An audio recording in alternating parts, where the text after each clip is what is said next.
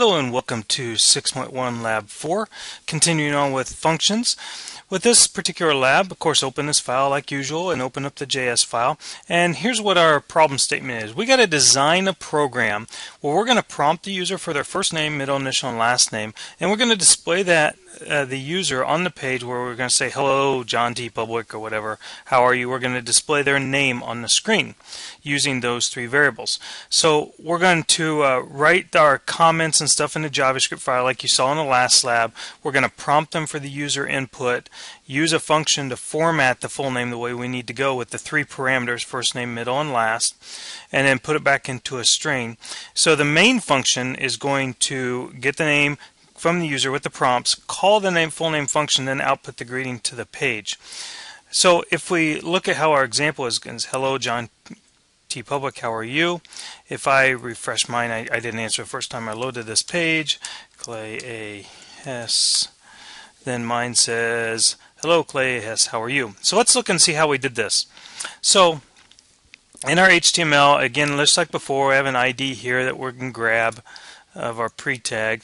But if I go back in here, here's my planning list. I have three input variables, first name, middle initial, last name, and my output variables, first name, middle initial, last name, and the greeting output. Now there are a few ways you could go about this. So you may go about this one a little differently than what I am doing. That's fine.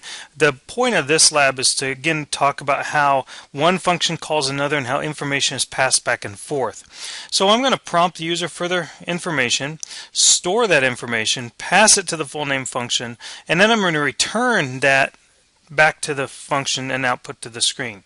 So here, let me jump down to our main function, which is lab61_4. We have several variables: output, first name, middle initial, last name, and output full name. I should have probably put those up here in my planning list. I changed those after I got into my program here. So my output, simply grabbing my output div ID. First name, middle, and last name are all doing the prompts. And then my output full name is where I'm actually calling my full name function.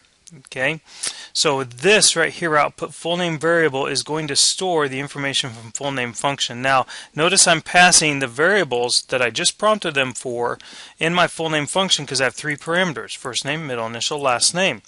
So then inside my full name function I have my variable full name, and full name, all I'm doing is I'm taking that first name information and I'm just doing some concatenation: middle initial with the period and then the last name. Now here is another key that I want you to notice: the return keyword.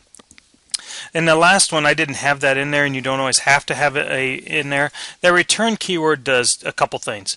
One is anytime a function hits that return keyword, as soon as they hit that return keyword, that function stops dead in its tracks right then and there. It will not run anything. If I put code after this line right here, down on line 46, 47, 48, and make that code bigger and put it after the return full name statement, that code will not run.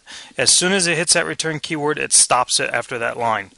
But also we need to understand that functions, when they have a return, they go back to where they're called from. So in this case, what it does is I say, okay, down here in my output full name, call my full name function, pass all my information to it. So it goes up here, runs my full name function, concatenates all the information together, returns that full name variable, the concatenated name, back to where it came from, which is back down to here. And so it's stored in my output full name variable. So then I just have to go into my output inner HTML and use a little concatenation with my variable, and boom, it's on the page. So play with that a little bit. It's important you understand how different functions, you can split them up and send information back and forth and return information back, just so you can understand how to split up functions a little better. It'll help you out in your programming, make things more encapsulated and following single responsibility principle. If you have any questions, let me know. And happy coding!